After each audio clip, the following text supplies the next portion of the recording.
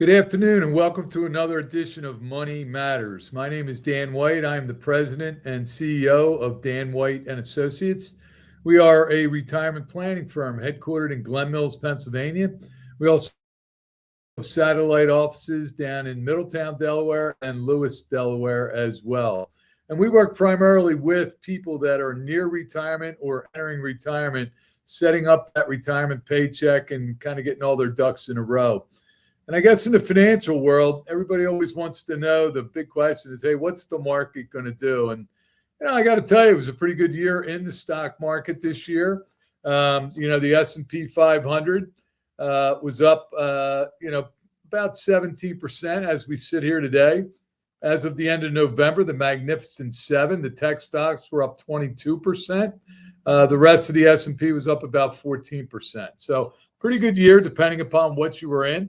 And then, of course, yesterday, the Federal Reserve, or 2 days ago, met, and they provided a little more juice. They cut interest rates by a quarter point, and everybody, kind of did the hooray with that, and the market hit a new all-time high yesterday, first time in about a month.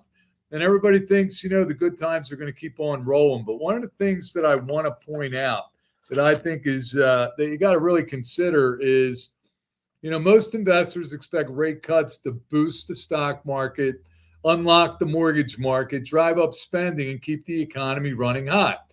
In other words, the Fed has the magic wand. But it's really up in the air if any of those things are going to happen. But there is one thing that has happened consistently whenever the Fed starts cutting after a rate hiking cycle, and you're probably not going to like it. Going back to 1989, the economy has gone into a recession every time. Recessions followed rate cutting cycles in 1991, 2001, 2007, and 2020. And the Fed's job is to keep the economy in balance. When it's heating up, the Fed raises rates to cool it down. And when it's cooling, it drops rates to try to heat it up again. But like it or not, rate cuts are kind of a warning sign.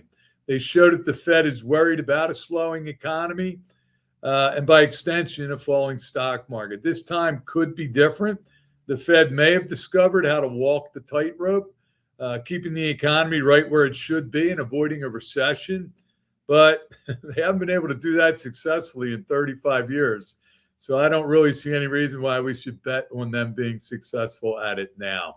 And a lot of people are predicting that 2026 could bring back some volatility, and it could be a pretty roller coaster ride in the market. So that's my little update on the market. I am proud to announce we have a co-host today, Doug Bloom, the founder of DAB Ventures. Doug, welcome to the show. Hey there. Thanks for having me, Dan. And I can't agree with you more that when the Fed starts cutting rates, it's as if, somebody pumping the brakes before a crash. Yeah, everybody looks at it positively, but, sometimes it's not that positive. Well, I think the SPY is down today. So people are, even right now, they're not digesting the news very well that goes along with a rate cut. So, yeah. So I guess moving forward as we go into 2026, Doug, what topics are on the minds of your small and medium-sized business clients as they look at 2026? Well, thanks. That's a great question. The two things that are hit on the minds of small business owners today that stand out. One is the topic we're just discussing right now, which is a recession. And what's going to happen in the economy? What should they be doing? And then the other one is AI as a tool. AI the genie's out of the bottle. AI is here. In the last couple of years, it might have been cute, it might have been interesting, but now it's what are we going to do about it? Those are the two key issues I hear a lot where there's a lot of pain or confusion. What's going to happen in the economy? I see a lot of businesses which are seeing slower than expected revenue cycles, and clearly, what can they do with AI, which is not going to just be a black hole of energy and no return on investment. Yeah, it was interesting. I was talking probably last week with somebody, and AI, it's actually boosted the stock market because all the big tech companies that are pouring billions of dollars into it, they're the ones that are leading the charge as far as AI goes. But on the other hand, they're eliminating jobs. Amazon had a big layoff this year, and so it's kind of you're on the one hand it boosts up the market. On the other hand, it's creating job losses. what are some of the things that your clients are doing to get ready to take advantage of AI? So that's kind of the advice that's important right now. First things they need to do an inventory to say how are we using AI in the company. Have people come forward, tell them how they're using AI, not try to punish or remove anybody, but to do an inventory of how it's currently being used. The second thing they can do is they can set policy. They can identify that security is a big issue, so they need to set policy around which tool sets to be used, which tool sets the company is going to pay for, what data are allowed to be utilized in what tool sets, so that the company's secrets aren't being propagated out on the web.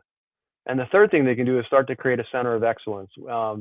AI probably requires a chief AI officer in the company, somebody who's got that success of AI as tied to their job as a priority, not just that the CTO will pick it up or maybe COO will pick it up. They need to localize the authority and educate that person and educate the community at hand. So 2026 should be about best practices, policy, and governance. Yeah, I'll tell you, it is really becoming to the forefront, because even with clients, like, I email back and forth with clients, and you can kind of tell when you get an email from somebody and they didn't write it. They chat GBT'd it, and this is what it kicked out. So it's kind of interesting. Well, if you get one from me, Dan, which has more than 7 letters in a word, I didn't write it. So. But what are one or two actions, Doug, that your small business clients can take to be ready for the downturn should we see one? A lot of people are predicting 2026. We've had 3 great years in the market, and it doesn't go up forever. So a lot of people are predicting that downturn. What are you advising your clients to do if we see this downturn in 2026? Well, it turns out Harvard Business School did a couple different studies and published studies. People published studies in the Harvard Business Review, and they show that companies that prepare for a downturn well come out of the downturn, and they do it proactively. They come out of the downturn at a rate 4 times faster revenue growth and profit growth than companies that didn't really prepare well. So what does it mean to prepare well? It means you look across the board at things like leadership, technology, your revenues, where do they come from? Do you have the right customers? Are you using the right vendors? Are you have the right policies? And you to try to determine how you can make the business more efficient. One of the things that's interesting is sometimes you have to shrink the business and shrink costs in accordance, but shrink the business, focus in on your best customers, your most marginable customers, the ones that repeat buy and the ones that are most price inelastic. And you focus on those and you figure out how to maximize that. Because there's only 3 ways to increase your revenues. One is to raise your prices, and that's oftentimes something you need to do with your inelastic customers. And 2, you need to sell more to the best customers, or you need to sell more of your best products to more customers. You got to figure out how to do one of those 3 things, if not more than one. Yeah, it's the old 80-20 rule. You get 80% of your business from 20% of your clients. That holds true in a lot of different cases. So, Doug, we do have a question from one of our listeners. John Edwards from Philadelphia writes, what are some signs to look for in advance of a possible downturn in the stock market and the business world? What should people be looking at? You mean before a rate cut? Yeah, other than the rate cut that we just saw. I think what we need to, how do I say it? The economy runs on cash. So anything which affects cash is going to be important. So our earnings down. Is the government having to print more money than what it does at this current rate? The rate cuts are going to be important to keep in mind and see if more than one are necessary or multiples are necessary before the government stops. The breadth of new issues that are going up. So you look for the advanced decline breadth, BREADTH, to see how many issues stocks are going up versus how many are declining on a relative basis. So Daniel, you're in the business. I'm sure you have some ideas as well. The bottom line is, whatever affects cash is going to affect the cash is the oil of the economy. Whatever affects cash, whether it be earnings generating cash or whether it be use of cash or whether it be the cost of cash, those are things which are going to be interesting. Yeah, I think you hit the nail on the head. I mean, you talk about the breadth of the market, and It's been very concentrated. I mean, when you look at the S&P, I mean, these Mag 7 companies make up, close to 40% of the S&P 500. If you took them out this year, the returns really weren't what we saw as the overall market as a whole. But appreciate your answer to that. And if you've got a question for Money Matters, here's how you can send in your questions. You can have your questions answered on Money Matters. Please go to our website, money-matterstv.com. On our homepage, click on the banner on the right that says, Send us your questions.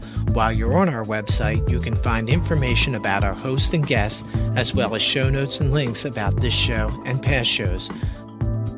Money Matters is also available as a podcast on iTunes and Stitcher, so you can listen to Money Matters while you're on the go.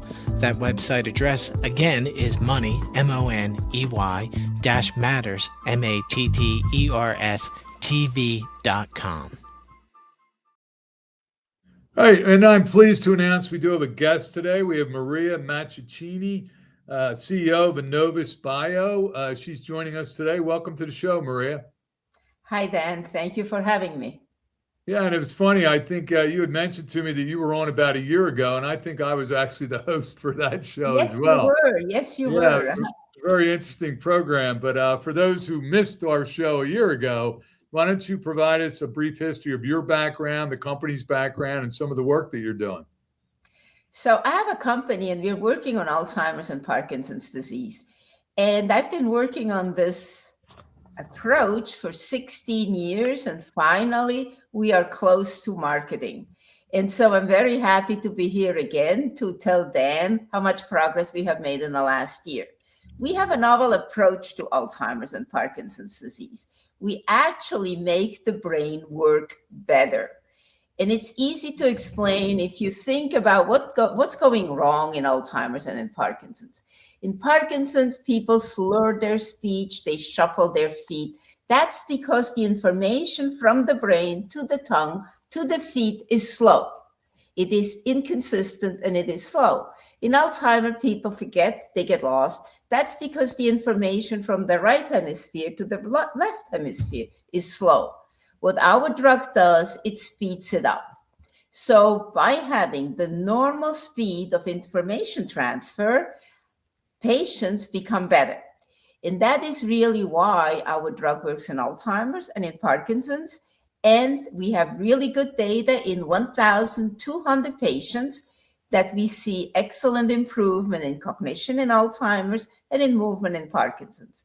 So as I said, I'm here to give Dan and you an update, because last year we had not started the pivotal study yet, and now we are in the final study before marketing.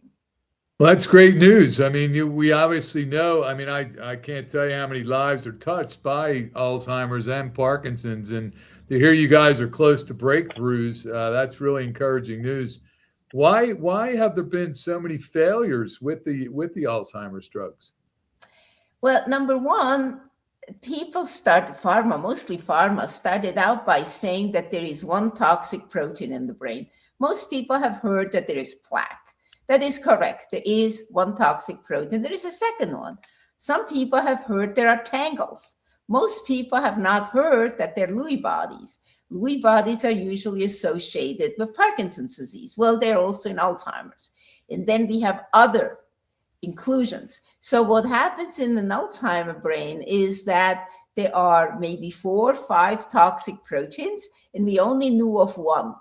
So if you just remove one when there are 4 or 5, you obviously are not very lucky and you don't get very good results. The other one is that the companies that did not go after plaque, which is A beta and is the first toxic protein to be described, they went other different ways, just like us. But different ways, you don't have as much information. So you're digging in the dark. And unfortunately, a number of these approaches have failed. So I'm very thankful that we are still here and our approach looks like it's really working.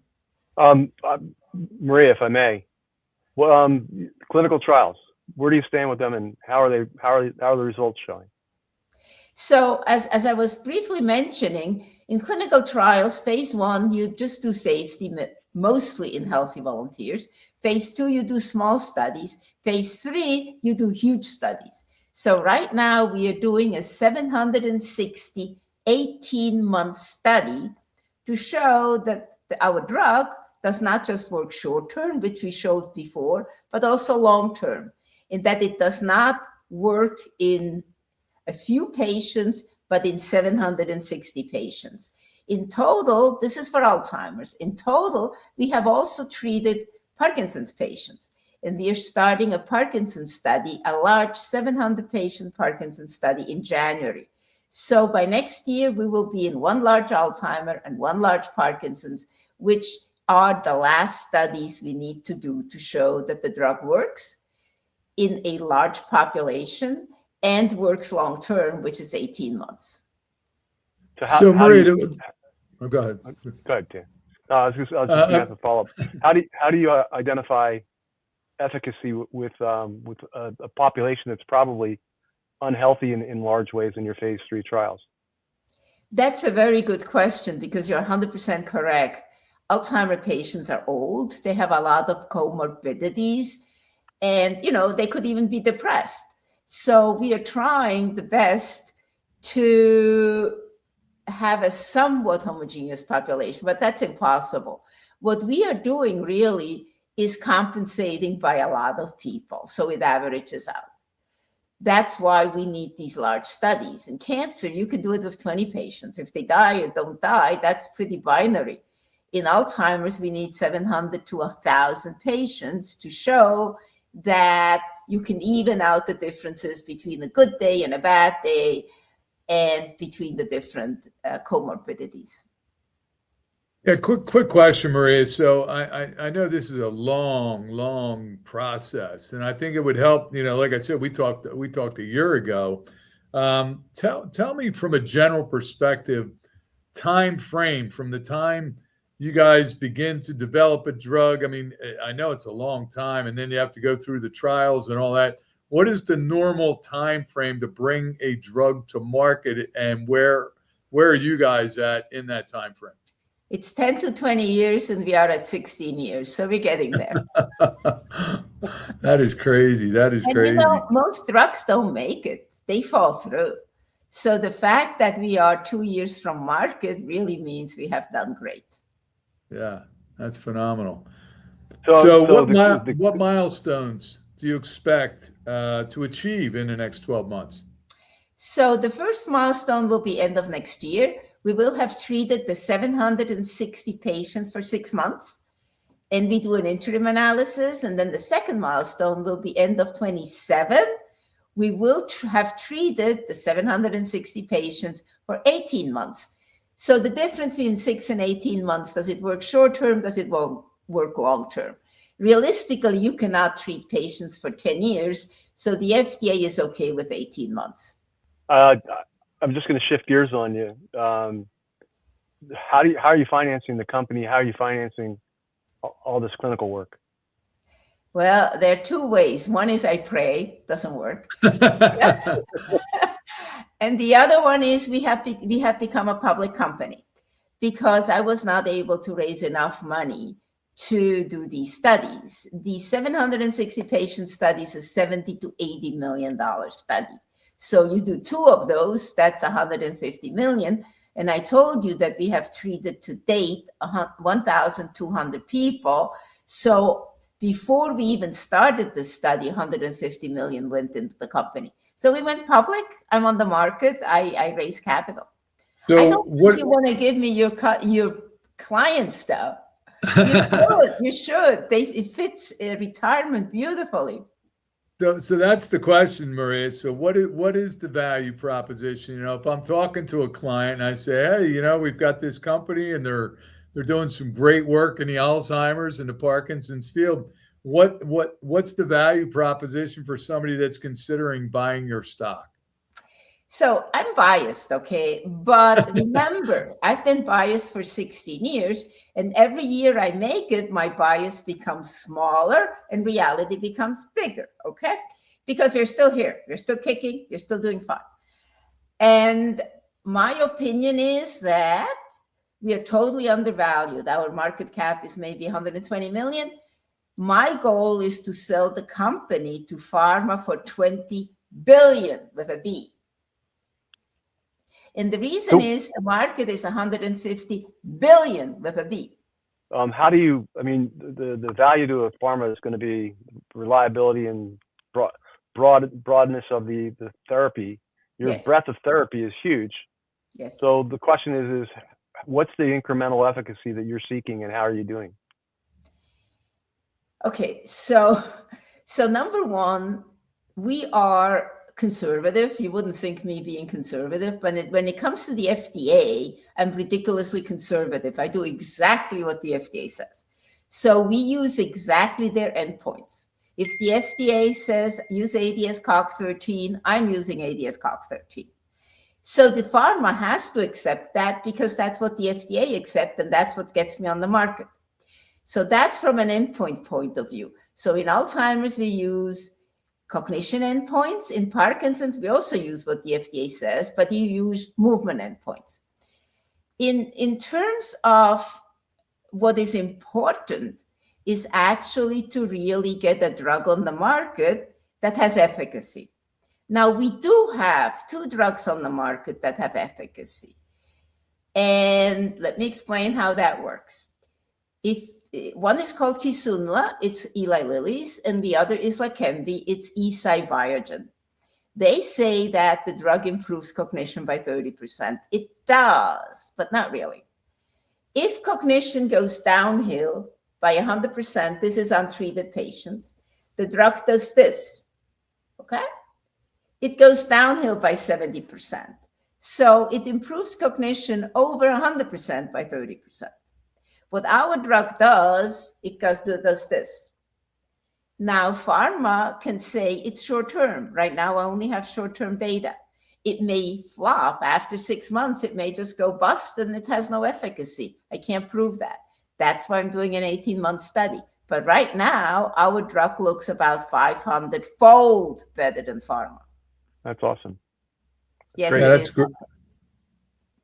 That is great. And the process, I mean, I give you a lot of credit. I mean, to be working on something for that length of time, not really knowing if it's going to pan out. I mean, I give you all the credit in the world, but what do you see moving forward, Maria, as your biggest challenges in the next 12 to 24 months? Well, actually, my biggest challenge is herding cats and finding enough money to herd them well. Why am I saying this? A clinical study is a ridiculously complicated, multifactorial, intricate animal.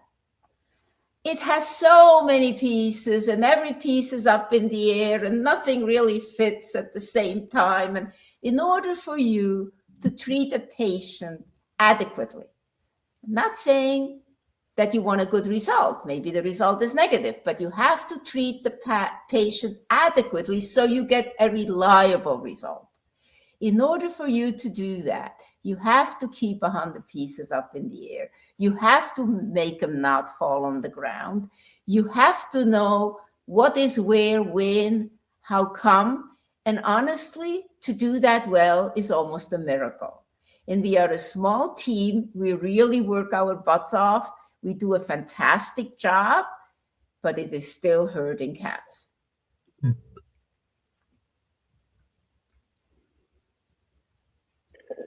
You've been at this a long time. Yes, 16 years. What was the life event, or what caused you? I mean, my father was stricken with Parkinson's and died from complications. What personal event or what trigger did you experience that caused you to go on this quest? Well, my mom also died of Alzheimer's, but that was not what triggered me. I was already working on it. No, when I was 23 years old, this goes a little back, I learned that normal cells, like your skin cells, your gut cells, they regenerate. And that brain cells don't. So once they die, they die. And when I was 23 years old, I said, I want to keep them alive. It only took me 100 years, but I'm getting there. So It kind Well, I'm glad of you had worked plenty out. of brain cells for the task. Yes, exactly. I'm And, glad and you you know, have my plenty of drug brain cells keeps, for the task. sorry, but my drug keeps nerve cells alive. So it works. Yeah, it's good to hear because I know I've killed a lot of brain cells in my day. But you know, for 16 years, you've poured your life into this. You have any regrets, Maria? No, no. I mean, you know, it just took me a long time. I wish I would have known it at 23, but at 23, the science wasn't there. It wasn't even me. The science wasn't there. And I wouldn't have known how to do it. And even realistically, I started the company in 92 to protect nerve cells from dying. It failed. Now, we made money because I sold this a genomics company, but not because it protected nerve cells from dying. And then this company, okay, this company now is protecting nerve cells from dying. It just took time. I have no regrets. That's great. So moving forward, I guess, looking at the next couple years, so you go through these clinical trials and these things, and say you get really good results, what's the next step after that? I guess I just told you I want to sell the company, but sometimes sometimes I think, you know, I've made it so far. Why not go on the market myself and become a fully integrated pharmaceutical company? I'm thinking about it. Well, if it doesn't succeed, it doesn't matter. What was very important to me is protecting nerve cells from dying. That works. The rest, it's play. We can work with it. Yeah. And Maria, I thought you were going to say the goal was to keep your brain cells. Well, I hope so. You know, even the best drug is only so good. And in fact, that's a good question because I'm working on combinations. We are working on combinations because even the best drug is not 100%. So a combination may be 100%, yes. It's interesting. My mother, who is 88 years old, you know, she says her brain is like an old computer. It still works. It just takes a long time to Yes. boot up. Well, she is right about that. She is right. It gets slower. Remember what I told you about the speed by which nerves function? Yes. Yeah. So that's interesting. I really applaud you for the work you're doing. I think it's, I think of the work. I mean, there's so many people it's going to help, and that's life changing for a lot of folks. Well, we're about out of time today. So Maria, I want to thank you. It was very interesting listening to you and what your company's doing again. Doug, thank you for co-hosting.